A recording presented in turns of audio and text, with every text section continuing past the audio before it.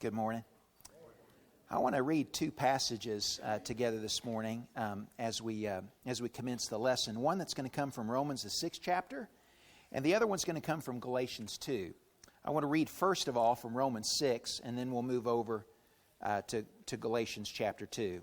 So in Romans 6, Paul is talking about the meaning of our baptism and how we are to look at it, and what follows our baptism, what mindset we have in our baptism that is the response to God's grace. How does a believer respond when they've witnessed the grace of God? And so he says in verse 1 of Romans chapter 6, "What shall we say then? Are we to continue in sin that grace might increase?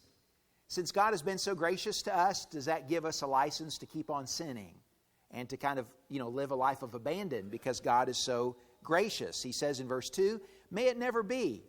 How shall we who died to sin still live in it?" Well, when did we die to sin? He says, verse 3, "Or do you not know that all of us who've been baptized into Christ Jesus have been baptized into His death? Therefore, we've been buried with Him through baptism into death, in order that as Christ was raised from the dead through the glory of the Father, so we too might walk in newness of life. For if we've become united with Him in the likeness of His death, certainly we shall also be in the likeness of His resurrection, knowing this, that our old self was crucified with Him, that our body of sin might be done away with, that we should no longer be slaves to sin, for he who has died is freed from sin."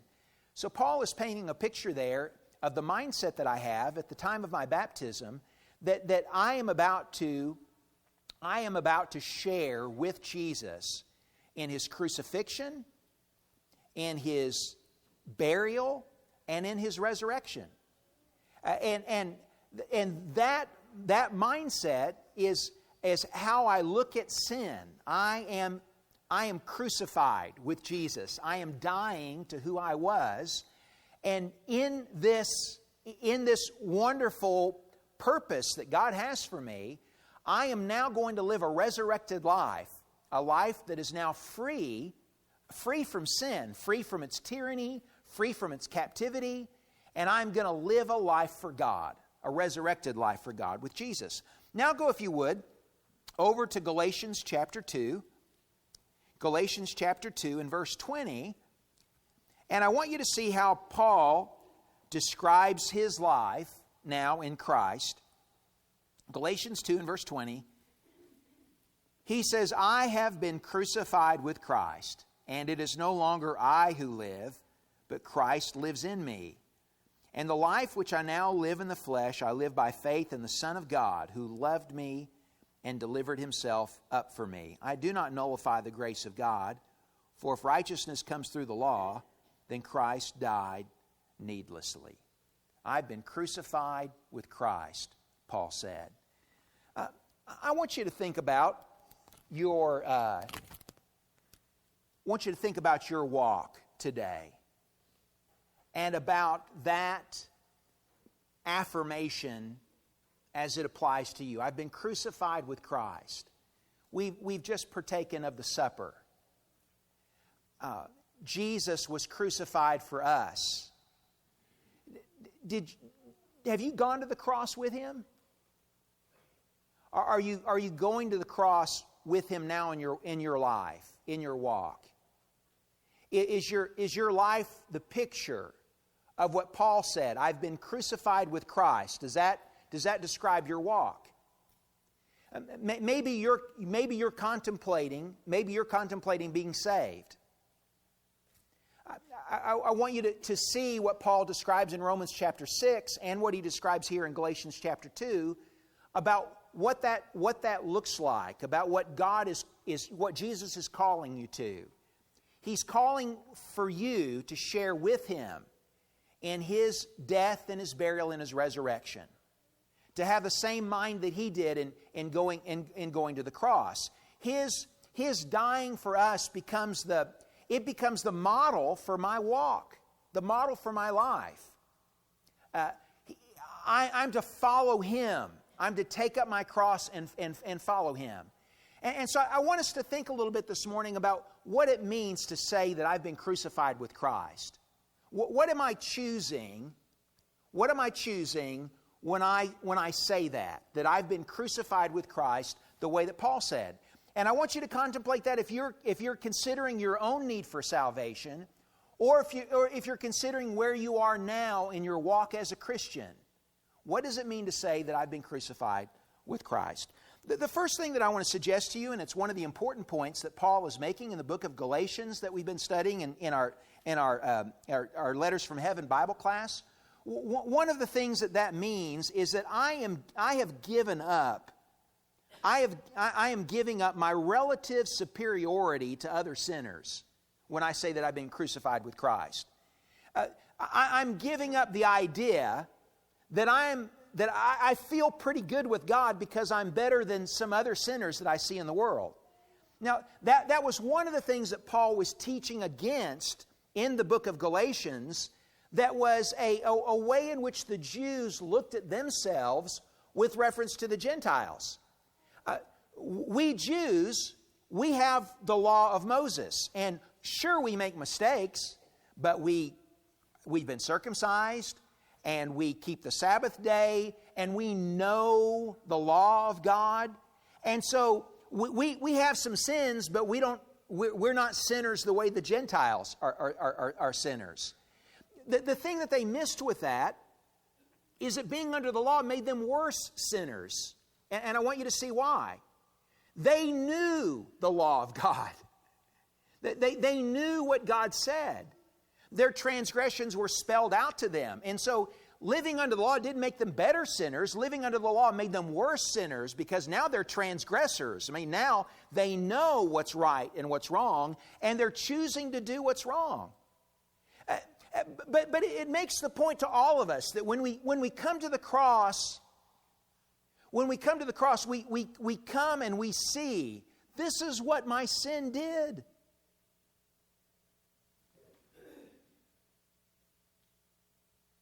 This is what my sin caused. The crucifixion is for me. It's for my sin. And it does me no good to count on my finger and toes the things that I'm not, that other men are. I deserve to go to hell. I deserve to be separated from God forever. The cross is what I deserve. And so when I say that I've been crucified with Christ, there is in that on my part, there has to be on my part a total humility before God. I deserve to be separated from you. But the cross is going to give me life. The cross is going to redeem me. The cross is my rescue. Jesus paid the price here for me so that I can surrender my life to you.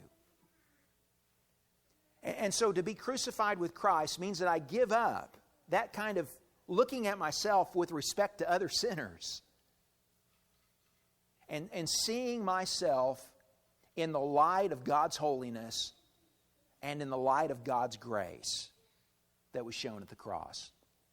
The second thing that I want you to see is that when I say I've been crucified with Christ, that means that I am putting to death the things that I love more than God.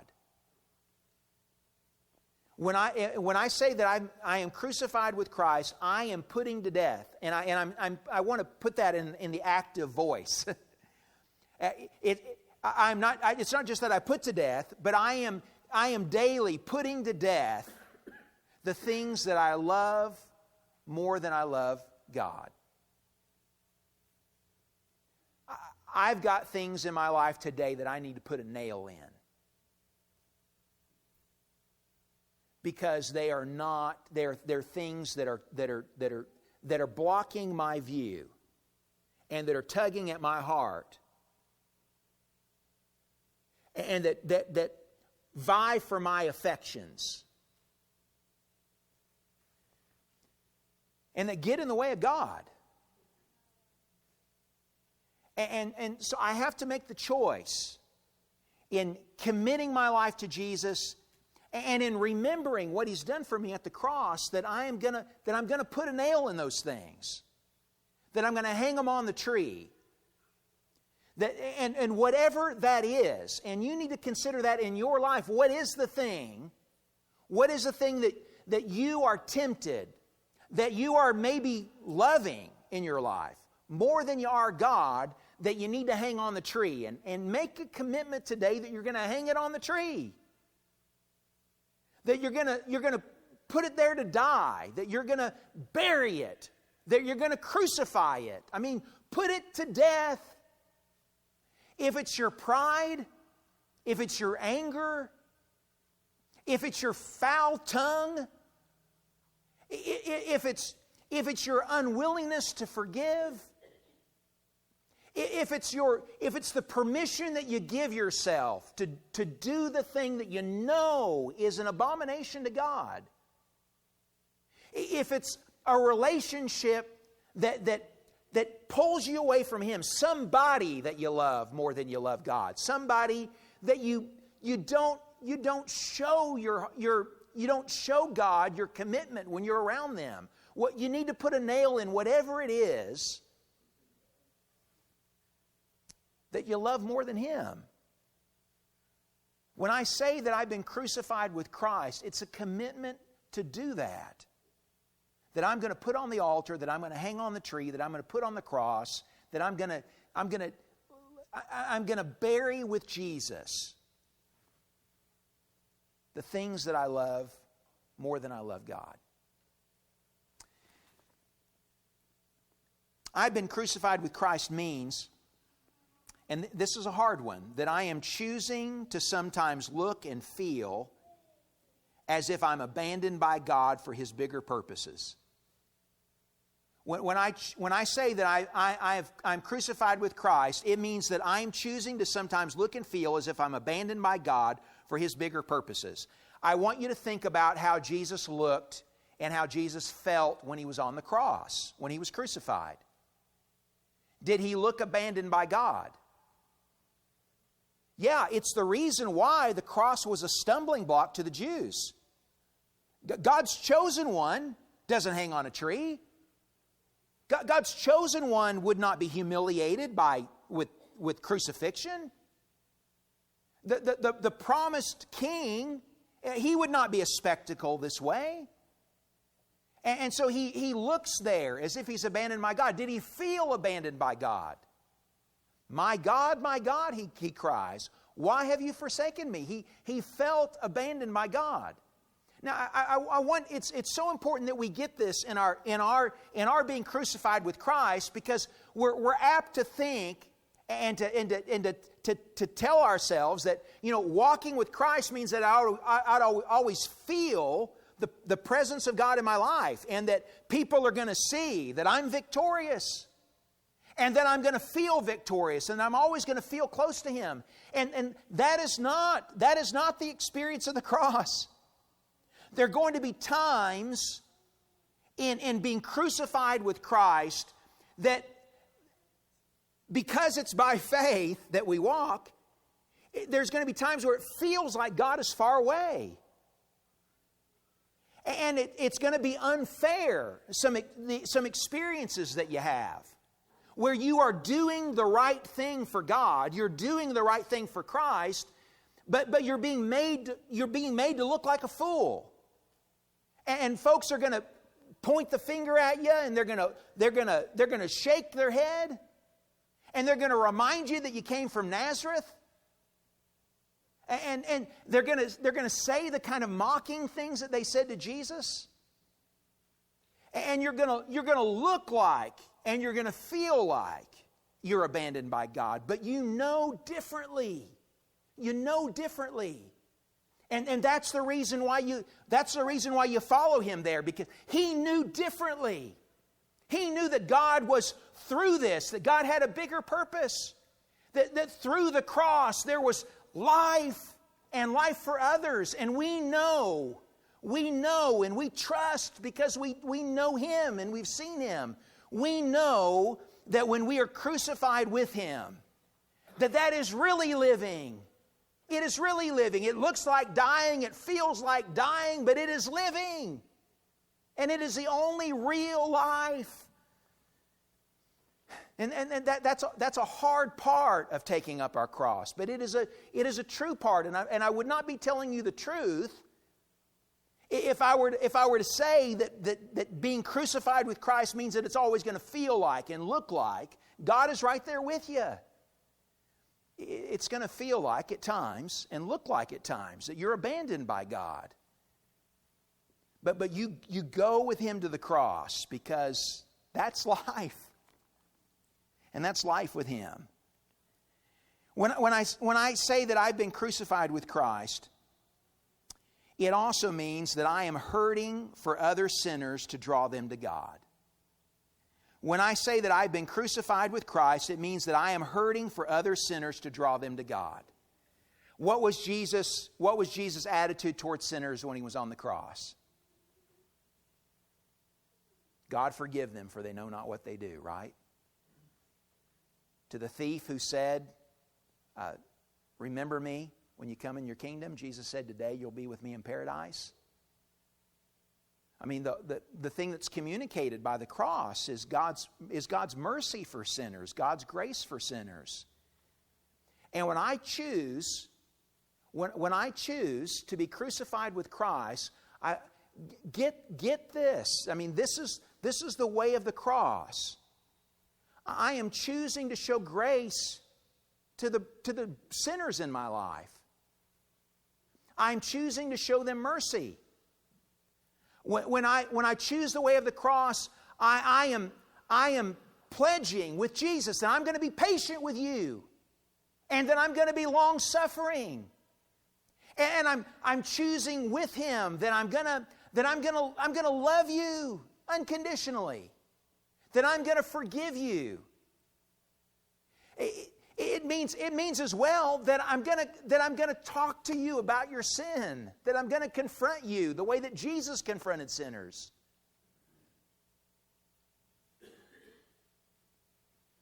But it means that I'm going to hurt for sinners. Going to the cross does. Being crucified with Jesus. Paul, in his letters, writes so much about the fact that he'd been crucified, that in being crucified with Christ, the ways that he suffered with Jesus. And that suffering meant that he hurt when he went and preached to unbelievers, and they stoned him, or they chased him out of town, or they maligned him, or they threw him in jail, or they whipped him and put him in prison. But it also meant that he suffered with his brethren who didn't believe that he was a real apostle, and that criticized him and gossiped about him and told things about him that weren't even true, and were suspicious of his motives and all of those kinds of things. He was gracious with both his brethren, and he was gracious with those that were unbelievers. He suffered with sinners. Where did he learn to do that? He learned to do that when he was on the Damascus Road, and when Jesus confronted him about the fact that he was throwing rocks at his people. And then in persecuting them, he was persecuting him. He learned to suffer with sinners because he saw that he was the chief, and that Jesus suffered for him. And so the choice to be crucified with Jesus is the choice to hurt for other sinners to draw them to God. When I say that I've been crucified with Christ, that is saying that I am putting my fate, my fortune, and my future in God's hands. When I say that I'm crucified with Christ, it means that I'm putting my fate, my fortune, my future in God's hands. The cross does not look like it's the path to life. The cross is where you hang the worst criminals. The vilest offenders are hung on crosses in the Roman Empire. the cross is death and humiliation. It's not, but Jesus changed that. And when I'm crucified with Him, I don't know what tomorrow's going to bring. And I don't know if I do what the will of God is, I don't know what's behind the next door. I don't know what's around the next bend. There's not any, I can't see that. I don't know what's going to go on with my life. I don't know what's going to go on with my relationships. Don't know how I might hurt. I don't know what kind of chastisement God might bring into my life, or what kind of pruning He has planned because He wants me to grow more.